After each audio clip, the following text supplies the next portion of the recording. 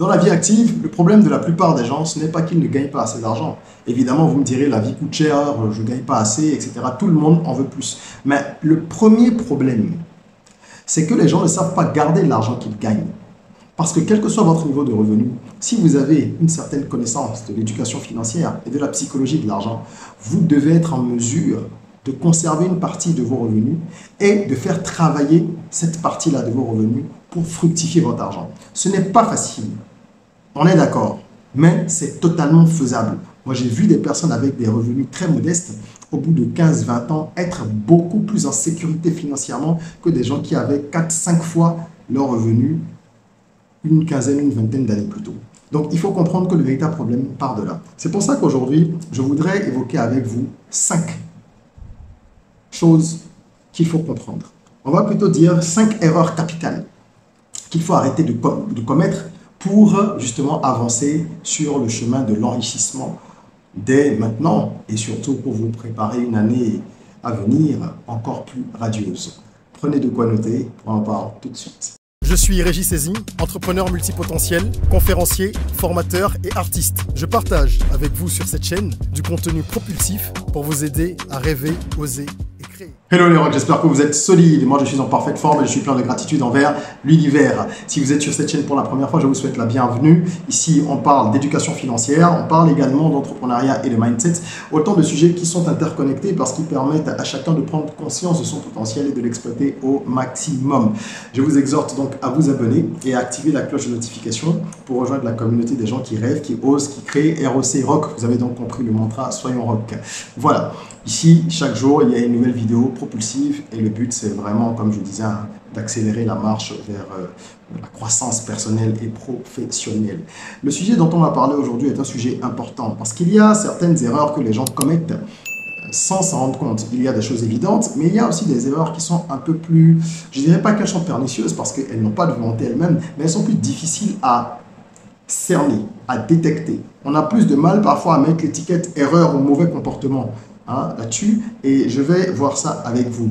Avant de plonger dans le vif du sujet, je vous invite à regarder dans la barre de description pour découvrir tout l'univers rock, c'est-à-dire toutes les ressources que nous mettons à la disposition des entrepreneurs ou de tous ceux qui veulent entreprendre, même s'ils ne sont pas encore de ce monde-là. Il y a des ouvrages de développement personnel et d'entrepreneuriat. Il y a également la plateforme d'e-learning academyrock.com sur laquelle vous retrouverez des formations dans différents domaines, des formations que vous pouvez suivre depuis votre téléphone portable ou votre ordinateur et qui vont être très utiles pour vous. Formation sur la rédaction de business plan percutant, sur la publicité Facebook, formation sur l'aviculture, donc pour les chair. Il y a plusieurs formations très intéressantes sur cette plateforme et vous pouvez aller les découvrir. Vous pouvez également booker une séance de consulting avec moi sur des sujets de business ou de développement personnel ou solliciter nos services en matière de business strategy. Voilà, tout est dans la barre de description. Alors, quelles sont ces 5 erreurs-là? Il faut comprendre d'abord que le véritable problème se situe au niveau des dépenses. C'est-à-dire, qu'est-ce que je fais avec mon argent? Que je gagne 100 francs ou que je gagne 10 000 francs, ce qui va faire la différence, c'est l'utilisation que je fais de ces fonds-là. Est-ce que j'utilise bien mon argent? Est-ce que je le mets au bon endroit? Comment est-ce que je m'organise? Il y a déjà plusieurs vidéos sur la chaîne dans la playlist Money Mastery, dans laquelle vous aurez vraiment beaucoup d'éléments pour vous aider à faire vos premiers pas dans l'éducation financière, ou si vous êtes déjà habitué à ça, à développer justement les compétences qu'il faut. Mais je prends l'exemple de quelqu'un qui gagne 6 000 $ et qui se plaint tout le temps. C'est un cas réel que j'ai vu dans une vidéo récente où une personne d'origine béninoise, si je ne me trompe pas, vivant aux États-Unis, parlait un petit peu de sa vie, du rêve américain et des difficultés qu'elle rencontre finalement par rapport à ce qu'elle avait envisagé. Elle gagnerait 6 000 $ et n'arriverait pas à épargner ni à envoyer de l'argent au pays. Et il y a eu beaucoup de personnes en commentaire qui vivent également aux États-Unis, dans différents États, ou au Canada et ailleurs, et qui ont trouvé que c'était certainement une mauvaise gestion de sa part, parce que ce n'est pas non plus un petit salaire, même si la vie coûte cher dans l'État dans lequel elle a choisi de vivre. Alors, sans vouloir juger qui que ce soit, juger cette personne, ni prendre parti, je pense qu'il y a du bon sens dans ce que les gens disaient. Ça m'amène à parler justement de ça aujourd'hui, parce que vous savez, quelqu'un qui gagne X francs, s'il ne lui reste rien à la fin du mois, c'est qu'il vit certainement au-dessus de ses moyens ou qu'il a une mauvaise organisation, ou qu'il n'a pas fait de budget. Bref, il y a forcément une cause à cela. Vous pouvez également être, si on prend un exemple plus proche de nous, vous pouvez être en Afrique et voir que des gens qui gagnent 3 millions de francs CFA par mois en Afrique subsaharienne, ce qui n'est quand même pas rien, c'est confortable, sont des personnes qui sont souvent à court d'argent. Il y a des gens comme ça, il y en a beaucoup. D'accord? Et là, on se demande, mais comment ça se fait? Comment à la fin de la journée, comment ces gens-là se retrouvent sans rien? Comment ils s'arrangent? Et c'est là qu'il faut comprendre la différence entre gagner de l'argent et être riche. Celui qui gagne de l'argent, même beaucoup d'argent, n'est pas forcément riche. La richesse, c'est d'abord un état d'esprit et c'est ça qui va vous mener à la situation dans laquelle vous n'aurez plus forcément besoin de travailler pour pouvoir gérer vos charges, réaliser vos projets, vous faire plaisir, etc. Lorsque vous travaillez et que ce n'est plus parce que vous êtes obligé de le faire pour gagner de l'argent, mais que vous le faites par amour, par passion de votre métier, ou de l'activité que vous menez, là vous êtes riche parce que vous avez déjà des éléments qui vous rapportent de l'argent. Donc il faut faire attention à ça et ne pas se flouer. Si on veut marcher vers l'enrichissement, parce que quand on dit devenir riche, les gens disent « Ah oui, mais c'est quoi la richesse ?» Évidemment, c'est un terme qui est très subjectif. Donc on va voir ces 5 erreurs-là très rapidement. Et je commencerai en disant que la première erreur, c'est de se dire que mon argent, c'est le fruit de mon travail. Ça vous surprend? Mais c'est une erreur grave. Mon argent, c'est le fruit de mon travail. Évidemment, vous avez mérité votre argent. Mais plutôt que de le considérer comme le fruit de votre travail, considérez votre argent comme la graine de votre libération, de votre liberté financière à venir. Considérez que l'argent que vous gagnez est une graine et qu'il faut donc aller planter, plutôt que de considérer que c'est un fruit qu'il faut consommer tout de suite. Parce que c'est cette façon de voir qui est la plus répandue, malheureusement, qui incite les gens, dès qu'ils ont leur argent, à se dire « Tiens, je vais acheter ceci, je vais sortir, je vais faire ça, je vais faire ci. » Je ne parle pas des charges incompressibles, comme peut-être votre loyer, le carburant, les charges pour les enfants. Non, je parle de tout ce qui vient en plus et des excès qu'on s'autorise parce que on a l'impression même de prendre une revanche sur le travail. Oui, j'ai trop souffert ce mois, il faut que je fasse, il faut que je fasse ça. Non, se faire plaisir est une chose, mais il faut comprendre que vous ne pouvez pas manger le fruit en entier, quoi, si vous le considérez comme un fruit. Il y a d'abord la notion de graine. Considérez ça et dites-vous, tiens, je plante et je garde une partie pour le reste. À partir du moment où on a compris ça, on sort de ce besoin de gratification instantanée qui amène à dépenser ce qu'on gagne tout de suite, à acheter ci, à acheter ça. Et on se dit, tiens, je dois plutôt penser long terme parce que la véritable libération, elle est justement sur le long terme lorsque j'aurai mis en place suffisamment de revenus passifs qui vont me permettre de vivre tranquillement sans avoir forcément à bosser comme un dingue, mais de travailler en faisant des choses qui me plaisent. La deuxième erreur, qui est très courante, qui est une erreur fatale aussi, c'est de se dire « je dois correspondre à ce que les gens acceptent ». Et là, on est sur le social proof, la preuve sociale. Non, il ne faut pas tomber dans ce piège parce que la preuve sociale, elle a un mécanisme très simple, c'est la pression. Et vous devez comprendre que les entreprises de marketing, les marques, tous ceux qui proposent des services et des produits savent cela, ou travaillent avec des gens comme nous, spécialistes du marketing, qui leur recommandons de faire certaines choses pour vous pousser à consommer. Et finalement, la preuve sociale, ça va vous créer cette pression qui va vous amener à vous dire si je n'ai pas telle chose, je n'existe pas dans la société, je n'existe pas aux yeux des gens. C'est comme ça qu'aujourd'hui, plein de personnes se retrouvent avec des iPhones. Je prends un exemple qui est réel et fréquent. Alors que, un, elles n'en ont pas besoin parce qu'elles n'utilisent pas le quart de la moitié du dixième des fonctions. Et deux, elles n'en ont pas les moyens.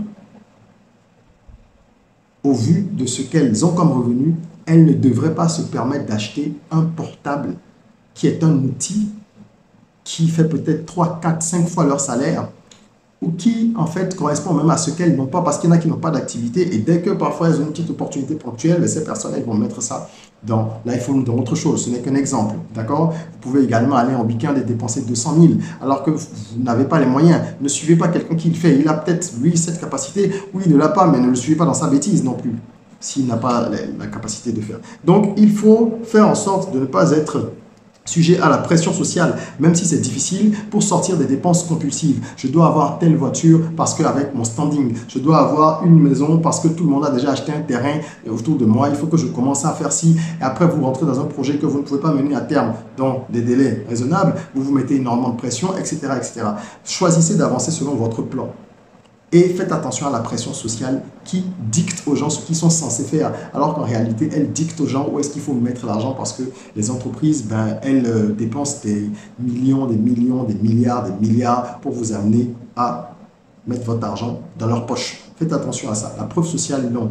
Ne cherchez pas à exister aux yeux des gens. Cherchez à vous acheter la liberté financière. Quand la liberté financière, on l'a, à ce moment-là, on peut se permettre beaucoup de choses, mais on a déjà une certaine stabilité et on n'a plus de crainte par rapport aux événements classiques de la vie, à la gestion du quotidien. On a toujours des challenges, mais au moins on est sorti de la précarité et même de la survie. Parce que gagner 5 millions même par mois, 10 millions de CFA par mois dans un pays en Afrique et être tout le temps à court d'argent, c'est être dans la précarité et dans la survie. Donc ce que vous gagnez n'est pas lié à votre richesse ou à votre bien-être financier. Il faut faire attention à ça et ne pas tomber là-dedans. Troisième erreur, c'est de dire aux gens, je gagne X francs. Ça, c'est très grave. Vous ne devez pas révéler vos revenus. Bien sûr, si vous êtes dans une entreprise que vous n'êtes pas à votre compte, vos collègues connaîtront votre salaire, certains connaîtront votre salaire.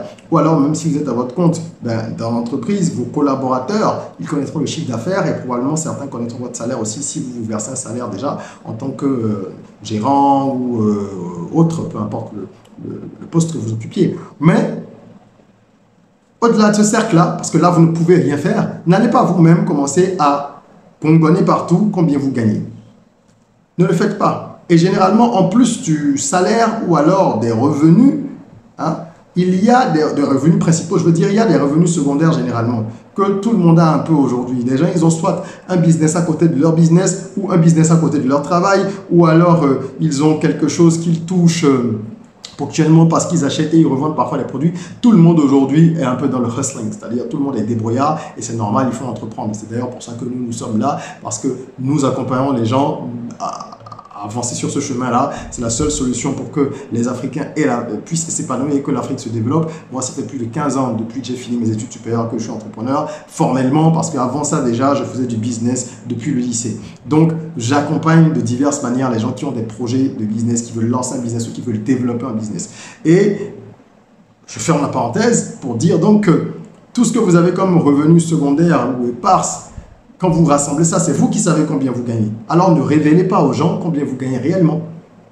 Il ne faut pas qu'ils sachent, parce que quand les gens savent combien vous gagnez, ils ont tendance à venir vous solliciter plus souvent. Nous sommes dans des environnements où on est souvent très sollicité au niveau de la famille, au niveau même des connaissances. Et puis dès que les gens ont l'impression que vous allez un peu mieux que financièrement, je dis bien l'impression, ils se basent sur les critères qu'ils ont choisis parce que ça les arrange souvent de penser ça, et bien ils viennent un petit peu vous taxer, quoi. Seulement que ça se répète assez souvent. Vous n'êtes pas obligé de donner, me direz-vous, bien sûr, mais vous n'allez pas non plus être en train de dire non tout le temps. Si vous pouvez déjà réduire la fréquence à laquelle les gens viennent vous solliciter, c'est une bonne chose. Et ça commence par ça, ne pas être bavard ou vantard en disant « moi je gagne ci, moi je gagne ça, j'ai eu une augmentation, j'ai eu ça ». Ok? Vous allez limiter le nombre de personnes qui va venir vous demander de l'aide tout le temps. Et ça ne veut pas dire qu'il ne faille pas aider les gens. Au contraire, dans la vie, c'est important. Mais il ne faut pas que ça devienne une obligation, une pression, une contrainte. Vous devez pouvoir aider les gens quand vous le pouvez, quand vous le voulez, et aider aussi des gens hors de votre cercle. C'est surtout ça la charité. C'est aller aider des personnes qui sont dans un vrai besoin, qui n'ont pas de toit, qui n'ont pas du tout de famille, qui n'ont pas à manger. Donc voilà, vous choisissez de faire vos œuvres de charité comme vous voulez, où vous voulez. Mais il faut aller au-delà du cercle autour de soi où on est tout le temps en train de donner de l'argent parce que les gens en profitent souvent et ils exagèrent un peu. Donc faites attention à ça. Ça ne va pas vous faire de bien si vous criez partout combien vous gagnez. Si on connaît vos actifs, si on sait ce que vous faites de votre argent exactement, de quoi vous l'investissez, vous allez créer en plus ou susciter davantage de jalousie autour de vous. Et ça, c'est pour vous apporter des problèmes inutiles que vous auriez pu éviter. Laissez les gens supposer. Même s'ils supposent que vous avez X somme, etc., c'est pas grave. Mais ne participez pas à cela. Parce que si vous contribuez à renforcer ce que les gens pensent, vous allez vous exposer davantage. Et on sait à quel point nos environnements sont délicats. Quatrième erreur, très fréquente, elle consiste à dire « Ah, j'attends des sous, donc je vais faire ça. » Ça, c'est très grave. On ne fait pas des plans sur la comète comme ça, sur des projections. Qu'il s'agisse d'une augmentation qui a été promise au service de votre entreprise, qu'il s'agisse d'un partenariat que vous devez signer si vous êtes entrepreneur, d'accord, ou un contrat qui est en cours de négociation et qui vous semble très avancé, qu'il s'agisse de dividendes que vous pensez pouvoir toucher l'année à venir, tout ça, ce sont des projections. Ne faites pas de plan là-dessus, c'est-à-dire n'allez pas faire des dépenses aujourd'hui en vous basant sur des projections, sur des promesses, tant que ce n'est pas ferme, ce n'est pas signé, ce n'est pas contractualisé. Ce sont des erreurs qu'on commet et qui nous mettent dans des situations difficiles. Moi, qui vous parle, ça m'est déjà arrivé. Évidemment, par le passé, de tomber dans ce piège-là et d'anticiper certaines choses et donc de faire certaines dépenses avant, même quand c'est des bonnes dépenses d'investissement et tout ça, et finalement de voir la situation ne pas se dérouler comme cela a été prévu, et vous vous retrouvez avec moins de revenus, moins d'argent ou une rentrée qui ne rentre pas, donc finalement de l'argent qui ne vient pas, et ça c'est compliqué parce que vous avez déjà pris des décisions et exécuté des dépenses que vous n'auriez pas dû exécuter. Les seuls cas, ce sont les cas où c'est ferme et sûr. Si par exemple vous avez investi dans des obligations d'État, bon, ça, on sait que c'est ferme, vous allez toucher 5% et demi ou 6% l'année prochaine, vous connaissez peut-être un peu la période ou la date, ça c'est différent, ça tombe, c'est clair, c'est précis. Mais tout ce qui est incertain, qui n'est pas signé, ce n'est pas possible. Un loyer aussi, normalement, c'est prévu, le locataire va payer, vous pouvez faire des plans là-dessus, mais on sait très bien qu'il y a plein de mauvais locataires, des gens de mauvaise foi, qu'il y a aussi des gens qui traversent des périodes difficiles et qui parfois ne payent plus parce qu'elles ne peuvent pas. Donc il faut faire attention, il faut faire des projections en fonction de ce qu'on attend, mais il ne faut pas dépenser et s'engager trop lourdement par rapport à des choses qu'on espère.